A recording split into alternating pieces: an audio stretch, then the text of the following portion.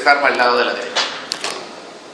Aquí en los términos que encontramos son velocidad relativa conocida, diferencial de área conocida, densidad conocida, velocidad R otra vez, conocido G es la gravedad, Z que aparece por acá que es una altura especial, ya no es cualquier altura, fíjense.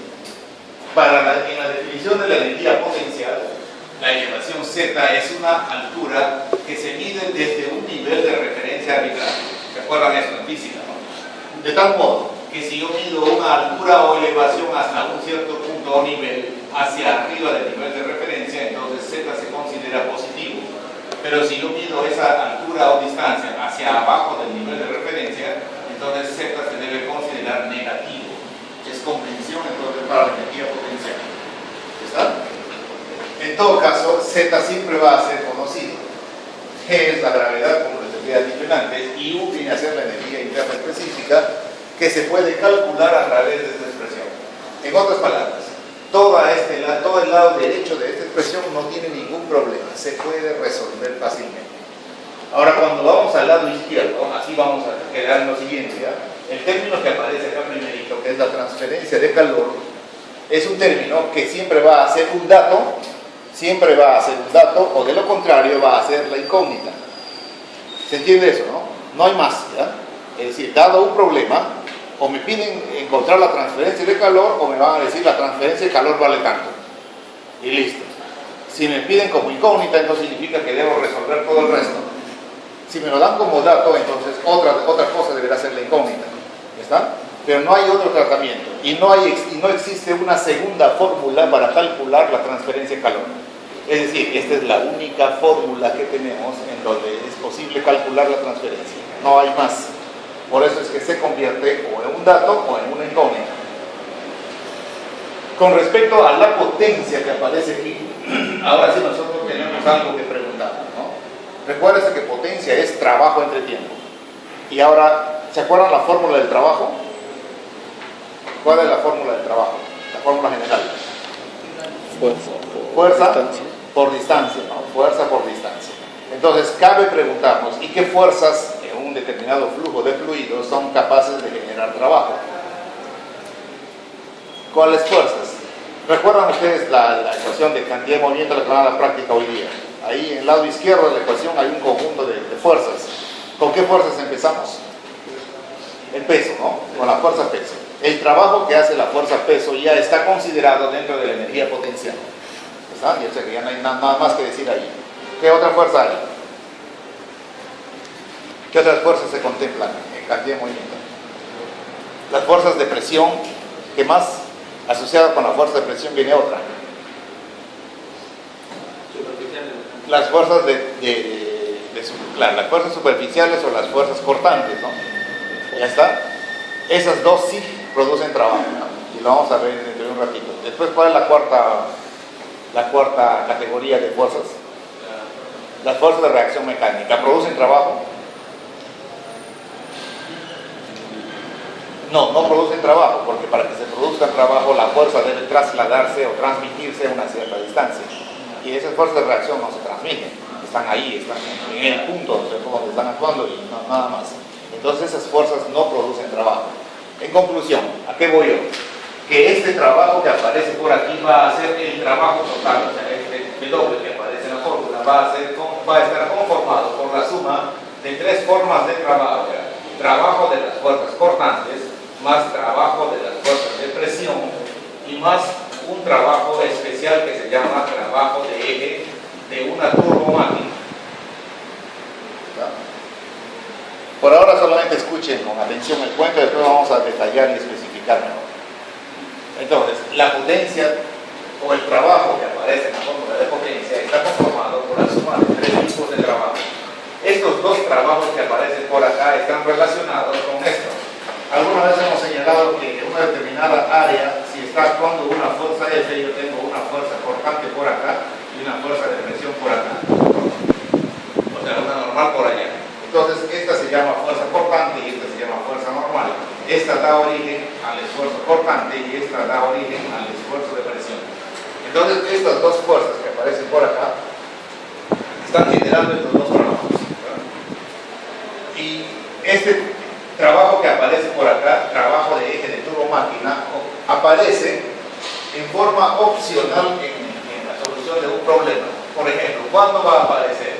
Si es que, por ejemplo, en el volumen de control que yo estoy estudiando está insertado o está metido ahí una máquina o un cierto eje y unas especies de dispositivos llamados álabes y un elemento central rotatorio llamado un rotor, entonces diremos que en este volumen de control está presente una turbomáquina.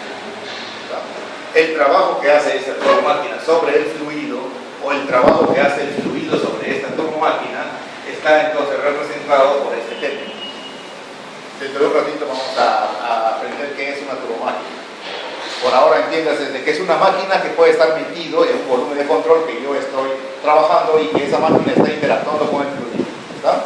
Entonces, si existe la presencia de esa máquina, el trabajo entonces que genera esta máquina sobre el fluido o el trabajo que genera el fluido sobre esta máquina está comprendido en este término. ¿Listo? Por ahora entendamos así. Ahora, yo no quiero el trabajo, lo que yo quiero según esta expresión acá es la derivada del trabajo con respecto al tiempo. Entonces lo que tengo que hacer es derivar con respecto a qué, a ambos miembros de esta ecuación y tendré una cosa como así.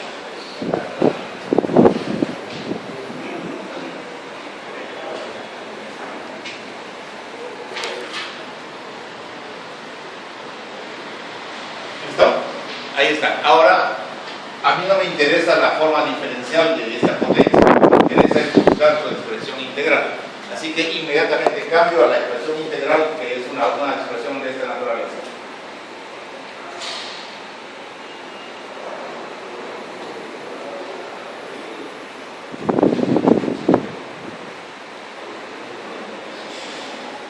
Y el tercer término no tiene ninguna expresión integral conocida y se deja como está.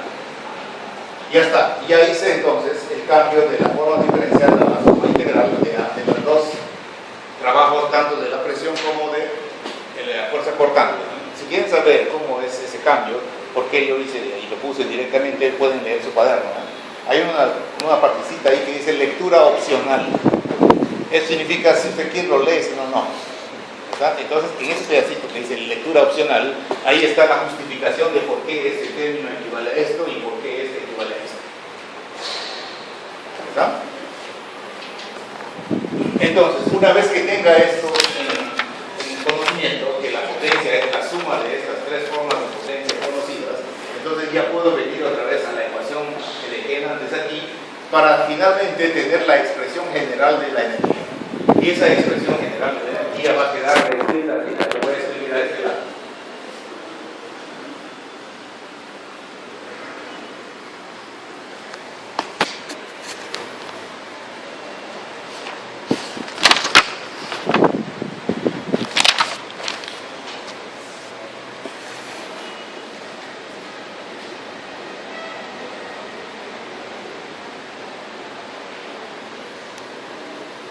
La potencia dividida la presión y haber pasado a este lado. Listo, lo pasé al otro lado y se agrupó con el otro término. Ya está. Entonces esa ecuación que aparece por ahí es lo que nosotros conocemos como la forma integral de la ecuación de energía en su forma más detallada. Y es la que nosotros vamos a utilizar. Ahora, esta ecuación que ustedes ven por acá puede sufrir un montón de cambios. Y los cambios que van a sufrir en todos los sistemas que nosotros vamos a manejar son los siguientes. Siempre nosotros vamos a trabajar para este tipo de flujo. Para flujo, por ejemplo. Para flujo permanente. Para flujo permanente. Volumen de control. Indeformable. Y fijo. Entonces la ecuación esta se va a quedar así. dQ de T menos de omega de T es igual a la integral de ρ por un medio de B cuadrado más G por Z más presión entre ρ por B por dA. Esta va a ser la expresión que nosotros vamos a trabajar. La forma general está ahí arriba, pero que todos los problemas que nosotros vamos a manejar en este curso va a estar entonces relacionado con problemas que cumplen con esas características. Flujo permanente significa que nada cambia con el tiempo, entonces esta integral que ustedes ven por acá puede ser eliminada. ¿Listo? Ahí aparece una derivada temporal, así que debe ser cero. Después, un volumen de control indeformable significa que un volumen de control no pierde su tamaño, siempre es el mismo. El volumen del volumen de control es constante, ¿no? Entonces ya está. Y un volumen de control fijo, ¿qué significa? Que ese volumen no se mueve, que está anclado en tierra. Si es así, entonces toda velocidad relativa se convierte en velocidad absoluta. Entonces significa que yo puedo borrar la R de las ecuaciones de velocidad. Borro todas las R y se queda solamente con velocidad absoluta. Y por otro lado, me faltó un tipo de especificación adicional. Volumen de control indeformable, fijo, y también podemos poner externo. Cuando un volumen de control es externo, yo puedo eliminar el efecto tal. ¿Está? Entonces, la fórmula se queda reducida a 3 términos solamente. Bueno, 3 solamente porque esto está específico para la superficie de control. Y listo, ya está fácil. Y ahora nótese que este término, potencia en el eje, así se leerá, potencia en el eje, va a aparecer solamente si es que en el volumen de control que yo esté trabajando está la turbomáquina. Si la turbomáquina no está, entonces este término debe desaparecer también. ¿Está? Muy bien. Hasta ahí llegamos para detallar un poquitito esta idea de las turbomáquinas. Para empezar, ¿qué cosa es una turbomáquina? De un modo muy sencillo voy a dar la siguiente definición. Una turbomáquina viene a ser una máquina enteramente mecánica que está conformado por 3 elementos principales. Está conformado por un eje, un elemento central rotatorio. Les voy a dar una imagen por acá, ¿ya? Está conformado por un eje, el eje lo voy a ver como si fuese así, un circuito, ¿ya? Voy a hacer una pista plana de una turbomáquina. Entonces, un eje al que está unido solidariamente o rígidamente un elemento central macizo también, que se denomina el rotor, ¿listo? Y también sobre el rotor van a estar insertados rígidamente un conjunto de elementos o dispositivos que se conocen con el nombre de alas. Esta imagen que estoy haciéndoles es familiar, ¿no? ¿Se acuerdan qué imagen es esta? Es un elemento mecánico, entonces, cuando yo digo elemento mecánico, significa que no tiene nada de eléctrico ni nada de electrónico, es puro fierro, ¿está? Es un elemento mecánico. Bueno, eso de fierro es figurativo, puede ser de cualquier otro material. Entonces, es un elemento sólido, sin nada de componentes electrónicos ni eléctricos, está conformado por 3 elementos fundamentales. Un eje, que aparece por aquí, un eje, un elemento central rotatorio, que se denomina el rotor, y un conjunto de elementos insertados sobre el rotor, que se llaman alas. Es la misma idea que les he puesto acá en una figura muy simple, ¿no? Como una especie de florecita, ¿no? Un elemento vertical que estoy llamando el eje de la turbomáquina, un elemento central que es el rotor y unos elementos acá insertados en el rotor que se llaman los alas. ¿Está? Esa es una turbomáquina. Ahora, si ustedes miran al techo, ahí van a mirar también una turbomáquina adicional. En el techo ahí tenemos también una máquina conocida como un ventilador. Si ustedes notan, tiene un eje central que no se ve, claro está, pero en los ventiladores esos de techo convencionales ahí sí se ve, ¿no? Tiene una especie de eje y unido al eje, ahí vean ustedes una especie de bola central, ¿listo? Que es el rotor. Y sobre el rotor están insertados los álabes, ¿sí? Entonces, eso también es una turbomáquina. Entonces, ¿cuál es la finalidad de estos dispositivos? ¿Qué finalidad tienen las turbomáquinas?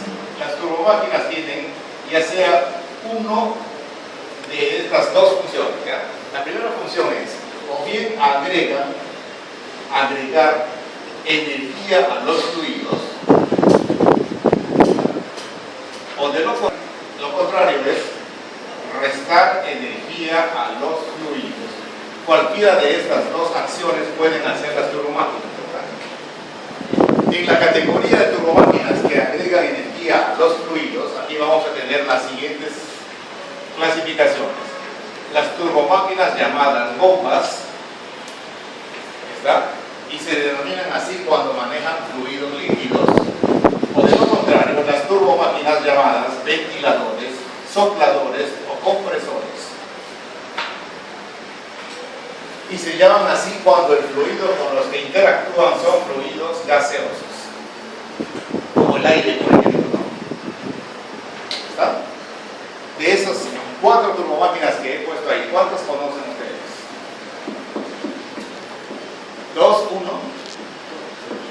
Algunos conocerán 2, otros conocerán 1, por lo menos. El agua no tiene una energía por sí sola para subir. Entonces, si no tiene esa energía, lo que hacemos es añadirle una cierta cantidad de energía a través de esa máquina. ¿Listo? Esa máquina entonces toma la masa de agua, le da una cantidad de energía suficiente, o sea, le da un impulso para que llegue hasta el lugar donde tengamos lo bombea ya, a donde queremos que llegue, ¿cierto? La bomba bombea, claro. Listo, esa es la figura entonces de estas máquinas, ¿ya? Bombas, ventiladores, sopladores o compresores, si es que el fluido que maneja, categoría de máquinas que restan energía a los fluidos, aquí vamos a tener la presencia de las turbinas, ¿ya? Una sola clasificación de máquinas que se llaman turbinas. Todas las turbinas entonces, todas, absolutamente todas, lo que hacen es restar energía a los fluidos. Y sea que esos fluidos sean líquidos, sea que sean gases o vapor, cualquier tipo de fluido, ¿está? Indistintamente, si esta máquina le va a robar energía, entonces se llama turbina. ¿Listo? Entonces, en la categoría de máquinas que agregan energía a los fluidos, lo que estamos nosotros básicamente señalando aquí en forma matemática es de que estamos sumando potencia. ¿Está? O sea, estamos entregando potencia.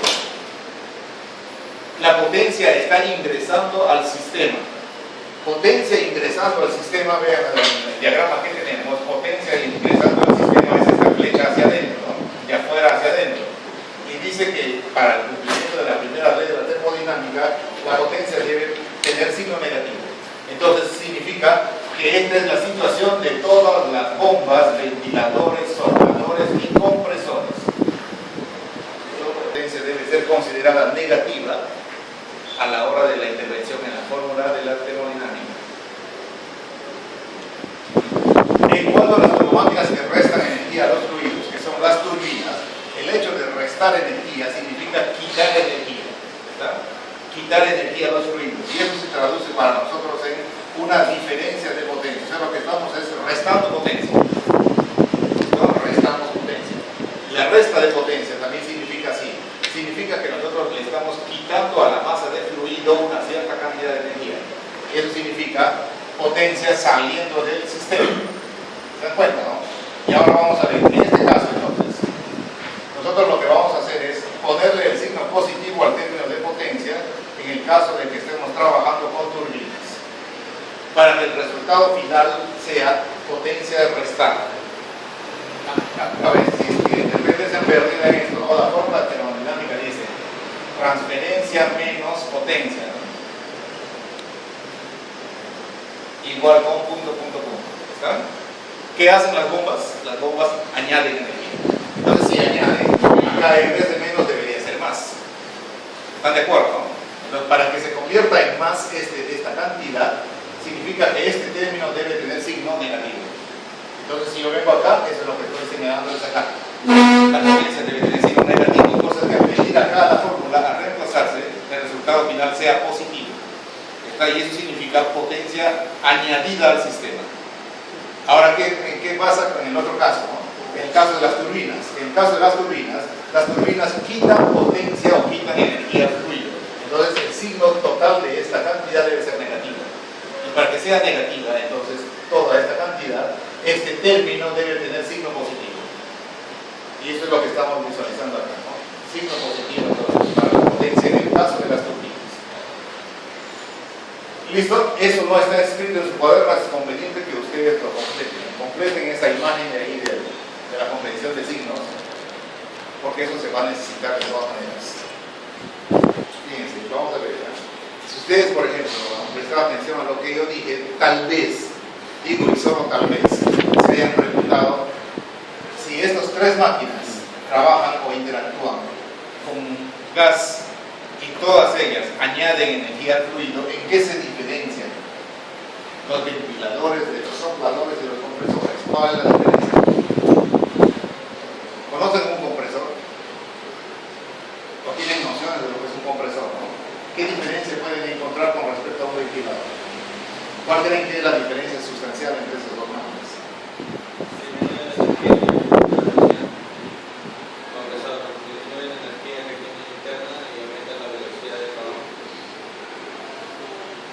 Bueno, no precisamente. A ver, sí, o sea, es cierto que puede ocurrir eso, pero no es la premisa fundamental. Quiero otra idea. Realmente tiene su acumulador. Ya, bueno, pero no voy a hacer buena forma de... No piensen en términos de los accesorios que tiene acá.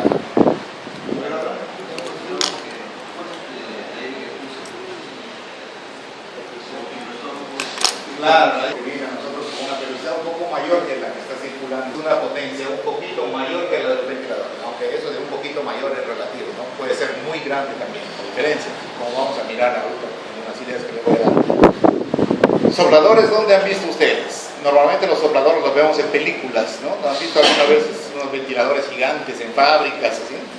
Que están aireando, que están... ¿En los gimnasios también hay?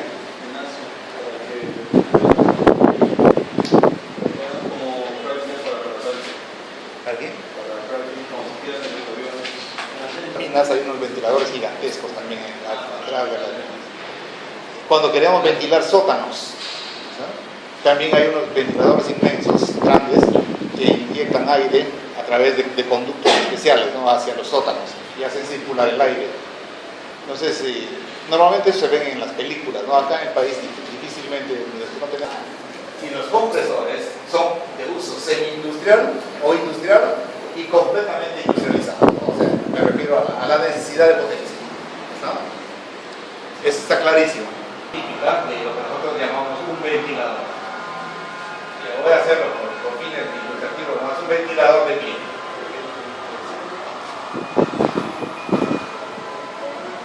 Rotor. Esos elementos son los álabes. Los álabes tienen diferentes nombres dependiendo del tipo de máquina y dependiendo también del lugar donde estemos utilizando la máquina. En el país, ¿con qué nombre se les conoce a esos álabes? Paletas, ¿no? Le decimos las paletas del ventilador. También se les suele decir las aspas del ventilador. Paletas, aspas. También se les máquinas están dotadas de álabes. Eso es, la palabra técnica es álabe. Entonces, todos estos elementos, rotor, álabes y eje, están unidos solidariamente. ¿Eso qué significa? Están unidos rígidamente, conformando un solo cuerpo. ¿Está? O sea, el eje está unido rígidamente al rotor, que si el eje gira con una cierta velocidad angular, el rotor gira con esa velocidad angular. Que es la red eléctrica, este motor lo utiliza para proporcionar entonces a este eje una cierta velocidad angular aumenta. Le hace girar entonces a todo el ensamble. Los álabes tienen una geometría, están acá detrás de los álabes y inmediatamente son expulsados hacia adelante. Entonces, ¿qué es lo que ocurre? Cuando estas partículas que están en la parte trasera son expulsadas hacia adelante, toda esta zona que ustedes ven por acá se convierte en una zona de vacío. Esta presión se dice que es una presión de vacío. ¿Recuerdan qué es una presión de vacío? ¿A qué llamamos presión de vacío? A un valor de presión que es inferior al valor de la presión atmosférica, ¿no? Esa es la definición de vacío. Entonces, la presión que se ha generado aquí, esta presión P, voy a ponerla acá arriba, es menor que la presión atmosférica. ¿Listo? Entonces, la presión P en este caso se llama presión de vacío. Esta zona entonces, detrás del ventilador, queda en vacío. ¿Y ahora qué sucede? Las partículas de aire que están acá fuera de la cámara del ventilador, todas ellas están a presión atmosférica. ¿Sí? Porque la atmósfera está con los papeles. Entonces, ahora si ustedes se dan cuenta, este valor es presión atmosférica y acá es una presión inferior a la atmosférica, entonces significa que se ha creado una diferencia de presiones. Esa diferencia de presiones hace entonces de que estas partículas de aire que están por acá inmediatamente vengan y traten de solucionar el problema de vacío que hay acá. O sea, es como que mediante un truco las engañamos, ¿no? Vengan acá. Entonces, la descompresión, estas partículas entonces inmediatamente vienen para tratar de solucionar la situación de vacío. ¿Y qué es lo que pasa? Cuando llegan acá, entonces otra vez son atrapados por los álabes del ventilador y una vez más son expulsados hacia adelante. Pero cuando lo hacen ahora, resulta que salen con este valor de presión más un incremento de presión. O sea, la máquina le ha añadido un poco más de energía del tapete a su salida. Porque 7000 pascales. Entonces estamos ante la presencia de dos ventiladores. Si más bien, delta P está comprendido en este intervalo, entonces fíjense ahora el intervalo como creció, ¿no? De 7000 a 300.000 pascales. Entonces en este caso estamos en el campo de acción de los sopladores. Ahora, de efecto superior a los 300.000 pascales. Superior. Cualquier valor que exceda los 300.000 pascales lo convierte en un compresor. Nosotros tenemos ahora compresores que exceden los 600.000 pascales. Entonces ya se imaginan, es una cantidad de energía 6 veces superior a la presión atmosférica, ¿no? Inclusive hasta creo que las tecnologías actuales ya permiten más diferencia. Es una cantidad de energía increíblemente grande lo que podemos conseguir con estos elementos. Muy simplificada de un sistema de bombeo. Acá en su interior, acá está la bomba, ¿verdad? Vean esto. La bomba está conformado por la máquina, que es esta, y un conjunto de tuberías llamada tubería de impulsión, la que va a hacer que el fluido suba después de la bomba, y este tramo que se llama tubería de succión. O sea, por ahí se va a succionar el fluido. ¿Cuál es el modo de funcionamiento? Al interior de este elemento circular está la bomba, que tiene su elemento principal, que es el rotor, y ahí insertado en el rotor están estos elementos que son los álabes, ¿no? En general, todo este elemento, rotor más álabes, en las bombas recibe el nombre de impulsor. O sea, ahí tengo el impulsor de la bomba, la trasera, a un motor eléctrico, ¿no? El motor eléctrico, una vez más, le va a procurar la velocidad angular de rotación al eje. Y cuando hace eso, entonces, vean, como esta cámara está llena de agua, entonces inmediatamente esta cámara se pone en vacío de nuevo, ¿no? O sea, los álabes lo que hacen es, a estas partículas de agua que están acá, los sacan del lugar y los mandan hacia arriba por el tubo. Y dejan en vacío la cámara, otra vez aquí, presión P chiquitita. Ahora, en la parte final del tubo de succión, nosotros tenemos una partícula que está a un valor de presión P' mucho más grande que P. ¿Por qué decimos mucho más grande? Porque es fácil, ¿no? Si acá está actuando la presión atmosférica y acá hay una alturita H, ¿cuánto vale P'? Presión atmosférica más gamma H, ¿no? Entonces, presión atmosférica más gamma H. Entonces, está claro de que esta presión es mayor que esta. Recuerden que esta es de vacío, ¿no? Cuyo valor es inferior al de la presión atmosférica. Entonces, ya creamos de este modo la diferencia de presiones y el agua que está en esta cisterna, entonces, es absorbida, es succionada, ¿está? Es chupada, como quieran llamarlo, hacia la bomba. Es una vez más, el principio es no vacío, ¿no? Llega otra vez a la cámara de la bomba e inmediatamente la bomba lo que hace es los lleva de nuevo hacia arriba. ¿Y qué es lo que hace? Pues lo saca con el valor P más delta P. La misma idea de esto. Ahora, este delta P que aparece por acá debe ser de un valor tal que sea capaz de alcanzar la altura H que nosotros queremos vencer. ¿Listo? Entonces la potencia que va a tener la bomba debe ser capaz de proporcionar una altura de presión delta P que sea capaz de igualar o superar la altura física que queremos vencer. Profesor, Y está. yo quiero hacer una pregunta acerca De la cisterna. Ahora, si tú por ejemplo ves esto, ya que este nivel ha descendido tanto que ya estamos cerca más o menos de los 20 centímetros, entonces automáticamente la bomba deja de funcionar. No funciona, porque a un nivel de 20 centímetros para abajo existe la probabilidad de que moléculas de aire se metan al sistema de bombeo. Y si se meten moléculas de aire, ya desestabilizó todo el sistema. La turbina lo que hace es recibe el impacto de un chorro de fluido que sale desde una boquilla autovena. ¿Está? Y la idea es la siguiente. La idea aquí es de que este fluido sale con un máximo de energía, cinética. La energía cinética acá entonces es máxima. ¿Y por qué decimos que es máxima? Porque es fácil, ¿ya? Hasta este nivel que ustedes ven por acá, justo la energía de presión es máxima.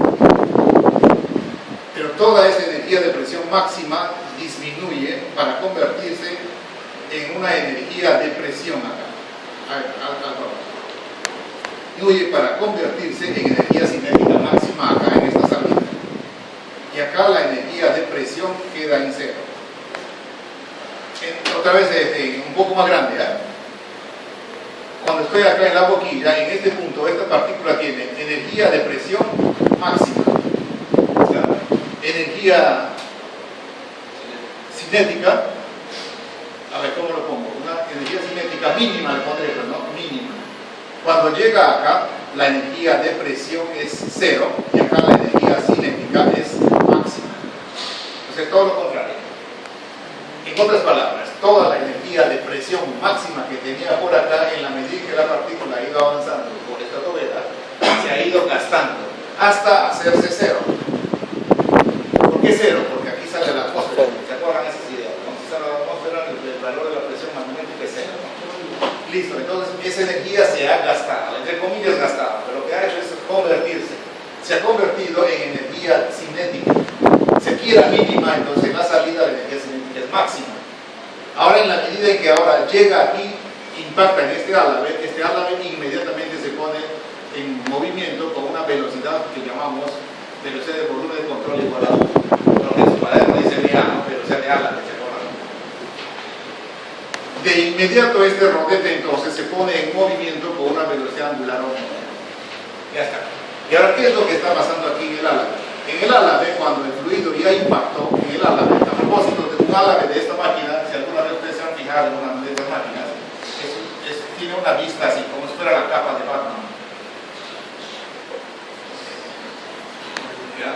¿De qué se trata? Se trata de una especie de... Todo el mundo imagina un cucharón. Está un cucharón. Ahora, a ese cucharón pártanlo en dos partes iguales, a través de un compartimento central. Ese compartimento central es este, esta línea central es este. Entonces acá tenemos una parte cóncava para este lado y otra parte cóncava para el otro lado, ¿no? Se imaginan la idea, ¿no? Justo en la nervadura central de ese compartimento, de ese álamo, o sea aquí, exactamente en la mitad, de tal modo que la mitad del caudal circula por este lado y la otra mitad circula por este lado. ¿Está? Ahora, para que tengan una mejor idea, voy a cambiar la vista. Si le hago un corte así transversalmente a este álamo, yo puedo verificar una situación como esta. Aquí está el cucharón que les digo. La parte sólida es esta, la parte hueca es estos dos. El chorro de agua viene así y la mitad se deriva por acá y la mitad se deriva por acá. ¿Se pueden imaginar eso? Ese es el corte de A que aparece aquí. Muy bien, entonces la idea es, aquí la partícula entra con un máximo de energía cinética, aquí, energía cinética máxima, y la cosa interesante es que cuando sale de acá, su energía cinética otra vez es mínima, energía cinética mínima. Entrando con una energía cinética máxima, la salida es mínima. ¿Qué significa? Que toda esa energía con la que ingresó se ha convertido en otra forma de energía. Y esa forma de energía, en primer lugar, antes de convertirse en nada, lo que ha hecho es, esta máquina le ha robado casi toda su energía. ¿Y lo ha robado para qué? Para convertirlo en una especie de energía mecánica de rotación, porque inmediatamente toda esa energía es utilizada para hacer que esa turbina gire. ¿Y cuál es el objetivo de eso? El objetivo es lograr que este eje que está aquí se ponga entonces en movimiento angular omega, y que ese movimiento angular lo entreguemos ahora a una máquina especial que está atrás, que es un generador. El generador lo que va a hacer es tomar esa energía mecánica de rotación y luego convertirlo en una energía eléctrica. ¿Ah? Eso es lo que hace. Así que son una serie de transformaciones para lograr la que Las velocidades, por ejemplo, que ocurren en los sistemas de tubería, la mitad de color rojo, ¿ya? Las velocidades que ocurren acá, estas velocidades B, están variando en el orden de 0 abierto a 15 metros por segundo, ¿ya? Pongo 0 abierto en intervalo porque velocidad 0 significaría sin flujo. Entonces, en todo caso, es un valor, desde un valor tan pequeño hasta un máximo de 15 metros por segundo, son las velocidades dentro de la tubería. Cuando este fluido sale acá, con estas velocidades están en este rango, entre 90 y 300 metros por segundo. Dense cuenta de la transformación que ha habido en cuanto a energía cinética, ¿no? Que por ejemplo yo salte de 15 metros por segundo a 300 metros por segundo a través de este dispositivo es una ganancia de energía cinética increíblemente grande. Y ahora viene el hecho sorprendente, es que el fluido que abandona el álave, este fluido al momento de abandonar el álave, aquí tiene unas velocidades que están en este orden, otra vez, 0 abierto, 9 metros por segundo. ¿Se imaginan, no? Entra con una energía cinética salvaje que le proporciona esa velocidad de 300 metros por segundo y que sale con una energía cinética reducida porque miren el intervalo de velocidad. Entonces la máquina lo que ha hecho básicamente es robarse, quitarle toda su energía cinética. Ahora la pregunta es, ¿y por qué esto debe ser 0 abierto? ¿Por qué no puede ser 0 esta velocidad al momento de salir de acá? ¿Qué saben ustedes? Si no se quedaría ahí. Si fuera 0, se quedaría ahí. Se quedaría ahí. En realidad no se quedaría, caería por gravedad. Por gravedad. O sea, no se quedaría. Pero en teoría no puede ser 0 porque no existe ninguna placa, el 100% de la energía cinética de entrada para convertirla en otra forma de energía. Por eso es que tiene que salir necesariamente un valor de velocidad que me indique de todas maneras que hay una energía excedente por ahí. Bueno, esa sería la energía suficiente para que esta partícula de fluido caiga hasta una poza y de esa poza se devuelva al río otra vez, regresa otra vez al río. No se olviden que nosotros en este tipo de instalaciones tomamos agua de los ríos, ¿no? Los llevamos entonces, los trasladamos hasta un depósito muy grande que es un reservorio que se llama cámara de carga y desde ahí lo hacemos bajar en unas tuberías que se llaman tuberías forzadas. ¿Se acuerdan los diagramas que manejábamos? A través de la tubería, fíjense más o menos después de haber hecho todo un recorrido así. Acá está la cámara de carga, acá está la tubería forzada y llegamos acá. La idea es que, por ejemplo, estos desniveles que ustedes ven por acá están desde el orden hasta un máximo de 2000 metros. Ustedes ya se pueden imaginar una elevación de 2 kilómetros, ¿cuánta energía potencial tenemos? Tenemos una energía potencial increíblemente alta acá. De tal modo que esa energía potencial viene gastándose acá, más que gastándose, viene transformándose en una energía de presión. De tal modo que al llegar acá, la energía potencial es 0, pero toda esa energía se ha convertido en energía de presión. ¿Listo? Y el resto ya nosotros ya hemos visto que pasa de aquí por acá y acá por allá. Entonces,